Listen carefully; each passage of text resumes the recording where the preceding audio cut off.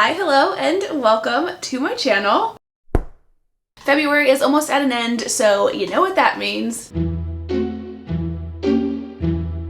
I do have 9 books to talk about in this video, one of which is the very first 6-star read for this year, which is very, very exciting. But then on the complete opposite end of that spectrum, I also have my very first DNF for the year. So we do have ratings that are kind of all over the place. So without further ado, let's go ahead and jump into our very first book, which is The 7 Husbands of Evelyn Hugo by Taylor Jenkins Reid. Last year, I feel like this book got so much hype. Everyone was talking about it. Everyone loved it. And normally when that happens, it makes me want to read those books because I also want to read a good book. But for some reason, there's just something about it that just never really appealed to me. But I happened to come across it when I was at the library at the end of last month, and I'm really glad that I did. Basically, this book is about an old Hollywood actress that hires a kind of like unknown reporter named Monique to write her biography, and her life is kind of told through her 7 husbands, which definitely sounded like a really cool concept, but the story ended up being so much more than just her and her husbands, and I'm really pleasantly surprised at the direction that it ended up taking. That being said, by the time we got to like husband 4 or 5, I'm gonna be honest, it got a little repetitive to me and I got a little bored. But also, that being said, the last couple of husbands in the story did go a lot quicker than the previous ones. So as soon as I kind of like felt like I was starting to get a little bored with the story, it picked back up again. There was also another kind of like subplot between the reporter and Evelyn Hugo. Like I mentioned, she kind of hired some like random unknown reporter to do her biography, but she did pick her for a reason, so they do have like an intertwining kind of story. But honestly, I feel like the writing didn't do enough, or like the story didn't do enough to hook me into that subplot. It just was kind of mentioned here and there, and it felt kind of more as like a reminder versus it actually being like intertwined into the story. I hope that makes sense. I'm gonna be honest, the details of this book are a little fuzzy because I read this at the very beginning of the month and I have a really bad memory. Basically in this story, Jasmine's father has kind of sold her off to another prince or something like that, but before she's actually sold off to this guy, Jafar ends up killing her dad so that he can kind of take over his kingdom and also be able to kind of like steal Jasmine. There's a good amount of the book where they're kind of at like a sex club owned by Hades, and there was actually like a disclaimer slash like warning in the beginning of the book. What did it say? It said something like consensual non-consent, and that made absolutely no sense to me until I started reading. Very quickly into the story, basically Jafar forces himself on Jasmine and she is resisting him, but at the same time you're getting her internal dialogue and she actually wants it to happen. So it's consensual, but as far as Jafar is concerned, it's not. There was also really heavy usage of the terms daddy and baby girl, which are not my thing. I found it very, very cringy. One of the themes with Jasmine is that she basically has daddy issues. So for her to turn around and then call Jafar daddy just seems very... Definitely realized with this book I have preferences to my spice, and whatever this book was not my preference. Also too, for me, I've definitely realized that I prefer a lot more story involved. With this, it was just basically a book of spice with like a little bit of story sprinkled in, and I definitely prefer like story with a little bit of spice sprinkled in. So this book overall was just really not my thing. And that being said, it definitely made me nervous for my 3rd book that I read this month because it was by the same author, Katee Robert. This one was called Neon Gods, and this is the first book in, I think, a series of 3 or 4. Like I mentioned in my last reading wrap-up, I read The Touch of Darkness, which was a Hades and Persephone retelling, and I really, really loved that. So I was super excited to find another one, which I actually found really fun to kind of see the similarities. But there were definitely some major differences that were kind of a downside at first to this book. In this one, Persephone is basically tricked into an engagement with Zeus. She tries to escape him, and in doing so, she ends up in Hades territory. And because Zeus and Hades have like their own rivalry of sorts, he decides to keep her safe in his territory, and from there obviously their relationship blossoms. In relation to Desperate Measures, this book definitely was a lot better because it was kind of more of a normal sized book, so you were able to kind of develop more of a story, and the characters and the relationship were able to develop and blossom a lot more naturally, and it was just overall a much better story, more tailored to what I prefer. And then in relation to A Touch of Darkness, this is where the book at first kind of threw me off. First off, the gods in this story are not actual gods, which was pretty disappointing. Basically, each god is more so a family, so anytime the god at the time dies, a new person in that family replaces him and becomes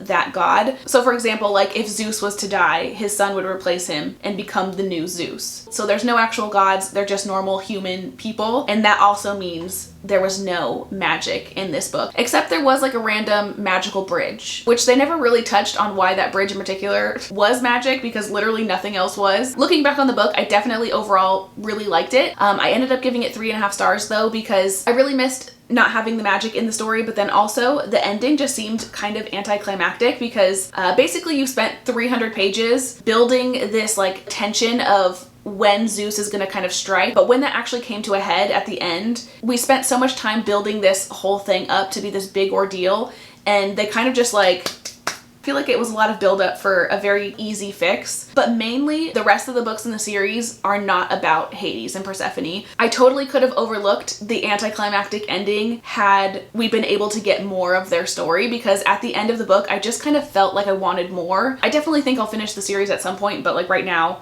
it's really not high on my list at all. So yeah, there's that. The next 3 books that I have to talk about are all romance novels that I specifically read for a 24 hours of reading romance challenge to celebrate Valentine's Day. So if you want to know more about those books and my feelings on them, go ahead and watch that video. For this one, I've decided I'm just gonna basically tell you what books I read and give you my star ratings on them and not really go into any detail, because I don't want to keep repeating myself, basically. So the 3 books that I read were The Love Hypothesis by Ali Hazelwood, X's and O's by Amy Lee, and then The Feeling of Falling in Love by Mason Deaver. The Love Hypothesis I gave 5 stars. I really, really loved that book. I thought it was super, super cute. I feel like it was written really well. It built tension right away. I pretty much loved everything about that book. And then X's and O's I gave 4 stars too. I thought the plot of the whole story was really unique and very fun. Also too, for The Love Hypothesis and X's and O's, there was some spice that I wasn't expecting, so that was a nice little surprise for both of those books. And then lastly, The Feeling of Falling in Love, I ended up giving that one 3 stars. I really enjoyed it. I thought it was really cute, but it did take me a little bit to get into it. I had a hard time kind of connecting to the characters in the beginning, but overall I feel like the relationship between Wyatt and Neil in that story was super, super cute. The next book after that, I read The People We Meet on Vacation. This is by far my favorite Emily Henry story. Basically, this is a dual timeline book about 2 best friends, Alex and Poppy. There's actually a little blurb that I want to read that kind of like describes them as people. It says,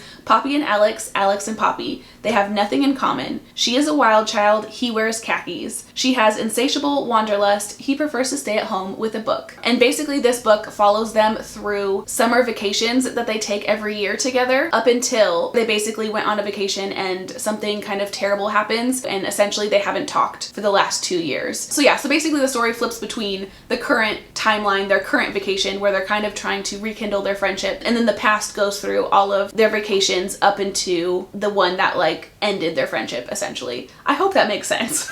So overall, I really enjoyed kind of like the plot line of the story. I thought it was really fun. I love a good like dual timeline. And then also I really enjoyed getting to know Alex and Poppy and kind of seeing their friendship and stuff like that. It was just so sweet, and I freaking loved it. But I do have kind of like a fatal flaw to the story. The reason it didn't end up getting 5 stars, usually in dual timelines when they flip back and forth to give you like a backstory, the backstory finishes before the rekindling happens. But in this story, the rekindling happened like 2 vacations before the past catches up to the present. And I don't know about you, but for me personally, once they've like rekindled and they've hooked up, I no longer care about the past. I ended up skipping 2 to 3 different like past chapters. The main reason I did that the first time was because literally they started hooking up and the author basically like interrupted that with a past timeline. Like, what? The whole purpose of me reading the story is to get to that rekindling moment, so I most certainly don't want it like interrupted in the middle of it to go back in the past, which, as we've established, I no longer care about.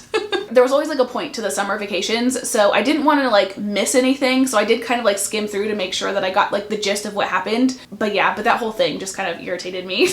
Other than that, I absolutely loved the story and everything about it, honestly. We are down to our last 2 books, our DNF book and our 6-star read. And the first one that we have is Mistakes Were Made, and this is unfortunately my DNF. The general plot for this story, really briefly, is basically a college student ends up hooking up with an older woman who ends up being the college student's student's best friend's mom. And that just sounded like a whole lot of fun to me, but unfortunately, I just cannot get into it. I've tried picking it up several different times and I've basically only gotten to page 45. I'm having a really hard time kind of connecting to the characters. I don't really feel any kind of tension between them. And then the second thing that's kind of like making it hard to read is the way it's actually written, I guess.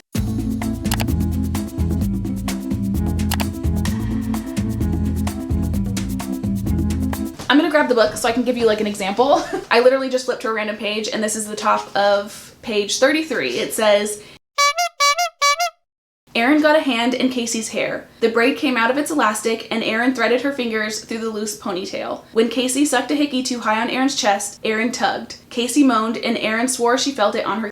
One of Casey's hands had worked its way between Erin's ass and the counter. She slid it around to the bottom of Erin's jeans. Erin caught Casey's wrist and kissed along her jaw. Okay, that was kind of the beginning of a spicy scene, so I didn't mean to read that necessarily, but the amount of times in that little teeny section that the author wrote Casey and Erin's name is just too freaking much. There was multiple times when I was reading and I finished a paragraph and I'm like, what even just happened? All I start hearing is names. So that's honestly the main reason why I'm DNFing this. I do still feel like the story sounds really fun and I want to give it another shot at some point, but for now there's just like so many other things that I'd rather read. So we're just gonna put this on our bookshelf for now, and maybe someday in the future I'll pick it up again. And now finally, to round off this video on a positive note, we have our very first 6-star read of the year so far, which is The Invisible Life of Addie LaRue by V.E. Schwab, I think is how you say that. I loved this book so much.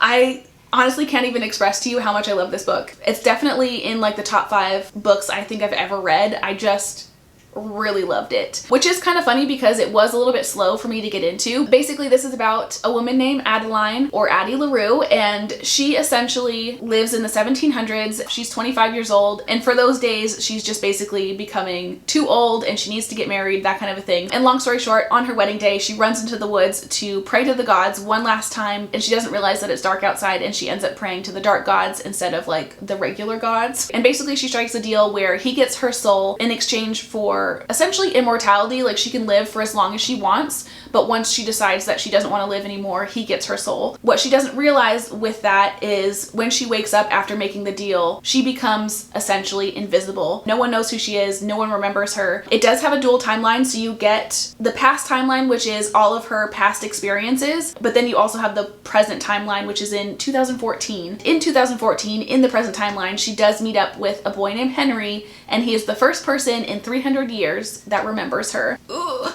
I kind of don't want to talk too much about this book because I am also including this in a separate video, actually the next one after this one. So I think I'm actually gonna just stop the review here. Basically, bottom line, this is a 6-star read. I freaking loved it. It's a book that I would recommend literally to anyone. Loved it. But with that, that is all of the books that I read in February. We had some spice, we had a lot of romance. It is February. A couple random things, you know, thrown in there. I did read 10 books in January, so I didn't read as much this past month, but I've already basically started reading for March. A little bit of a sneak peek. We are starting the month off with A Game of Fate, which is part of a spin-off of A Touch of Darkness. I think I'm like halfway through the book and I'm really, really loving it. So anyway, I think that's everything that I have to say. I hope you have had the most amazing of days, and I will hopefully see you guys in my next one. Bye!